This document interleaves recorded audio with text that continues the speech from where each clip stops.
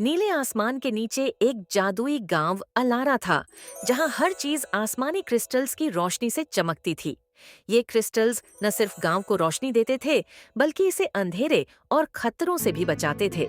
लेकिन एक दिन आसमान फीका पड़ने लगा और क्रिस्टल्स की चमक धीरे धीरे कम होने लगी। गांव के लोग डर और चिंता में पड़ गए। एरिस एक छोटी पर बहादुर परी, जिसके नीले बाल और चमकते हुए पंख थे, ने ये तय किया कि वो इस समस्या का हल ढूंढेगी।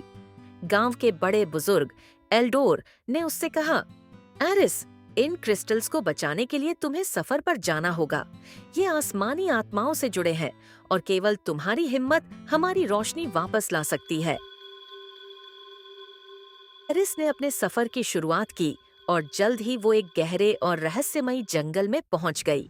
वहां का माहौल डरावना था और चारों तरफ अजीब अजीब आवाजें गूंज रही थीं। रास्ते में एक जादुई मकड़ी ने उसका रास्ता रोक लिया, लेकिन एरिस ने अपनी बुद्धिमानी और अपनी जादुई छड़ी की मदद से मकड़ी के जाल को काटा और जंगल के दूसरी तरफ निकल गई। कई मुश्किलों को पार करते हुए एरिस एक चमचमाती हुई झील तक पहुंची, जो आसमान की तरह जगमगा रही थी। झील के बीच में एक छोटा सा द्वीप था, जहां क्रिस्टल्स की मध्यम रोशनी दिखाई दे रही थी। एरिस ने अपनी जादुई शक्तियों का इस्तेमाल किया और रोशनी का एक पुल बनाया, जिससे वो द्वीप तक पहुंच गई।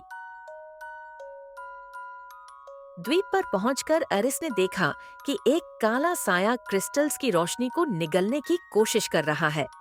एरिस ने अपनी चमचमाती रोशनी से उस साए का सामना किया और उसे खत्म कर दिया। आसमानी क्रिस्टल्स फिर से जगमगा उठे और गांव की रोशनी वापस आ गई। जब एरिस गांव लौटी तो हर जगह खुशी का माहौल था। सभी लोग एरिस को नायक मानने लगे। बुजुर्ग एल्डोर ने कहा, एरिस, तुम्हारी हिम्मत और बलिदान ने हमें अंधेरे से बचा लिया। एरिस ने मुस्कुराते हुए कहा, यह रोशनी हम सबकी साझा जिम्मेदारी है। हमें इसे हमेशा सुरक्षित रखना होगा।